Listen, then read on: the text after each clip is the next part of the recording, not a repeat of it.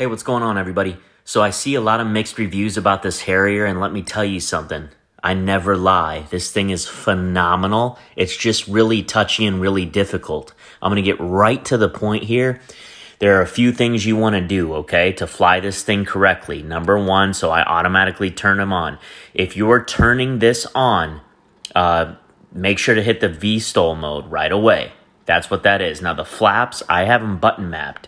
You will always want the flaps all the way down. Look at my wing right there, okay?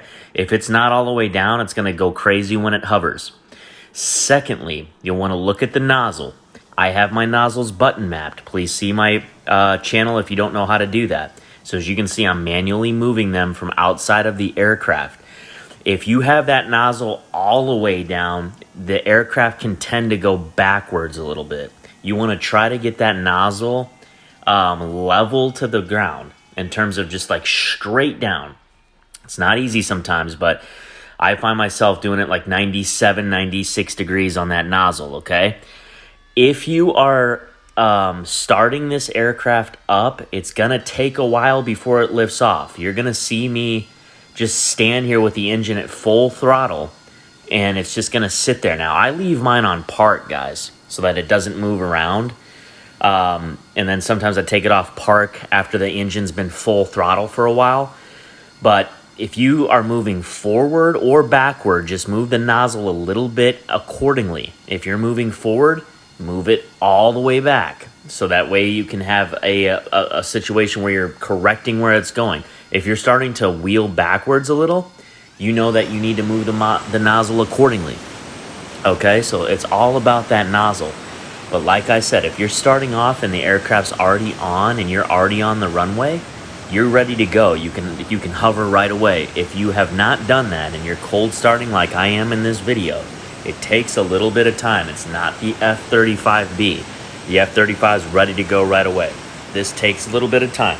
So as you can see, I have it full throttle right now, and I'm waiting. I don't have it in park in this instance, and I'm just kind of going forward just a tiny bit.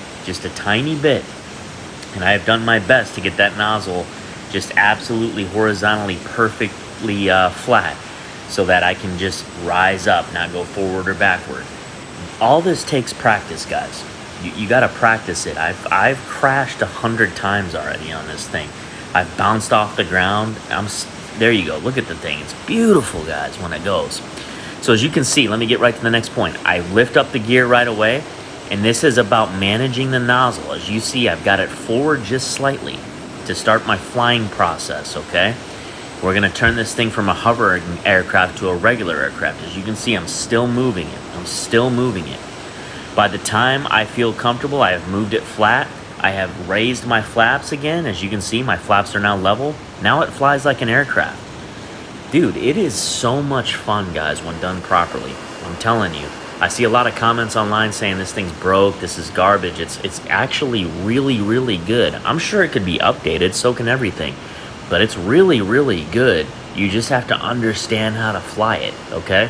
Like I said in my post earlier, I'm not making this particular video to get views. Hopefully it gets great views, but I really want everybody to have as much fun as I'm having flying this thing. Let's get ready for the landing right out of the gate. You can see I dropped the gear, and I've got my nozzles not all the way down at first. And then as I slow down, I'm going to go ahead and just put them all the way down. And I'm going to go slow, slow, slow. Eventually, your aircraft will start to drop. And you just have to learn to manage the nozzles like I was saying before. Because you can tend to, if you mess around too much and have the nozzles fully down, you can tend to go backwards. If you're going backwards, just move them a little bit and you'll start going forward again. It's a management process. So as you see right here, I've got my flaps down. Remember, flaps down. You do not have to engage the V-stall again. That's engaged for the full flight. We already did that at the beginning. So I'm going down now. I'm applying maximum throttle. At some point, I'm going to start going up again, and then I decrease it just tad, and then drop it off the table. So that was a little bit of a rough landing, but pretty good. Right when I'm getting close to the ground, I cut the engines. I've got everything button mapped. So when I'm like a centimeter above the ground, I cut the engine so that it doesn't bounce back up and down. because that's exactly what's going to happen. If you don't cut the engine completely, it's going to bounce right back up and down. So just to show you how cool this thing is, then you can put the nozzles flat like I got them, and look, dude, you're ready to take off like a regular aircraft. This thing is phenomenal. I'm loving it. Look at this take off like a standard F-16 now. I mean, this thing, the Marines got themselves a nice plane. Look at this thing, dude. Now I just take off like a regular aircraft. And then we're going to basically use a middle, because you can just do, listen, I haven't even explored everything you can do. I'm going to drop a Tokyo video here soon where I basically levitate under a bridge. This thing's capable, man. You can do a ton with it. But now I'm not going to just drop straight down. I'm going to show you guys, I'm going to have the nozzles at about a 45-degree angle. And I'm just kind of coast in a slow runway landing instead of just straight down, okay? So as you can see, my nozzles are not straight down. They're at about 45 degrees.